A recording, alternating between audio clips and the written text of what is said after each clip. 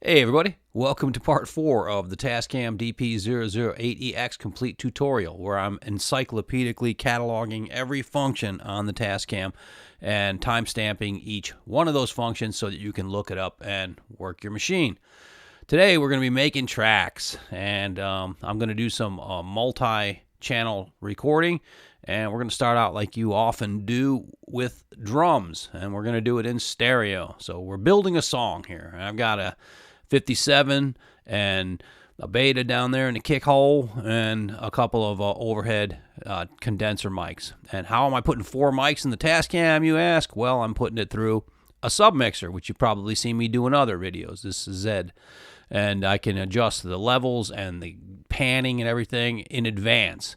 So I'll come out of the Z and I'll go across the Model 24 and into the back of the Tascam DP-008EX in the line inputs. And A is set to mic line, as you can see there.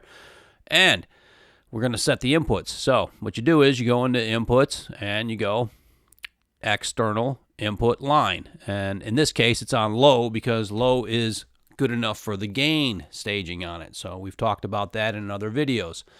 All right, next step. You may want to put some input EQ on these drums. I think you probably would. So you can tinker with that and you decide. You can do either both channels independently, as I've shown in other videos, and pick your frequency where you feel like you need to do some tweaking on the high and low end. It's pretty basic, but it does the job. You also might want to do some compression, de-essing, or exciting. De-essing was probably going to be something you might want to do if you've got actual cymbals, for sure. You might want to use that. Compression is something you're probably going to use on drums anyway, so that'll probably be a thing. Exciter, nah, maybe not so much, but maybe. All right, now, metronome, click. Let's go ahead and lay down a time signature for everybody to kind of follow along with, and I'm going to turn mine to record and play so that I can practice to it in the play mode. I'll put it on 100 beats per minute, and I'll have the downbeat on 4, and I will have the level at 100 because I want it up high so I can hear it. And we got our gain set, all right? So everything's cool on the gain. Our levels are good. We got our faders up so we can hear. And then don't worry about panning or reverb because they don't print to the card, so we don't bother with them right now. We'll just arm the tracks, 1 and 2, and away we go.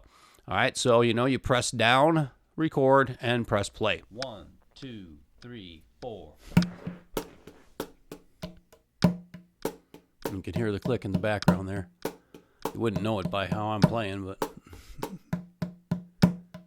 oh, I'm catching the groove. Yeah, you'll notice I'm not really great at a click, but anyways, you get the idea. All right, so you'll also notice that I had a big lead in on that. So what I'm going to do is I'm going to do something that you're going to need to do anyways, and that's set the in and out points. So you got this in-out button here. So just go ahead and engage that and then hit play. And then you just pick the part where you want to start listening. You'll see in a second. Here we go.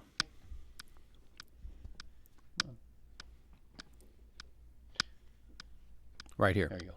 1, 2, 3, 4.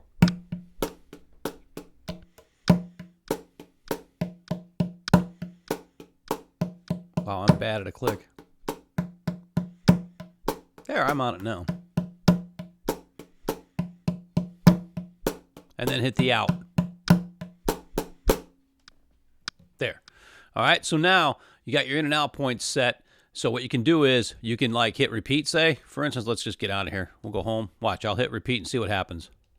1, 2, 3, 4. Like that, and it'll stop at the end where I hit the out point. So that way you don't have to listen to all that lead-in stuff when someone's doing a take. So that's in and outs. And you need that because when you go to do your mix down and mastering, the machine will not recognize a song unless it's got in and out points in order to perform those operations. So you have to have that, so it's important. And that's that for in and out points. All right, so I'll keep building this song, and I'll keep using every single function on the Tascam so that you can look it up anytime you need to know how to do something on this thing. I should have every single feature cataloged, all right? So just go to my homepage on YouTube, and look for playlists and go to this playlist, and then every single thing will be timestamped so you can figure out anything you need to know how to do on this machine. That's it for this one. See you guys. Thanks for watching.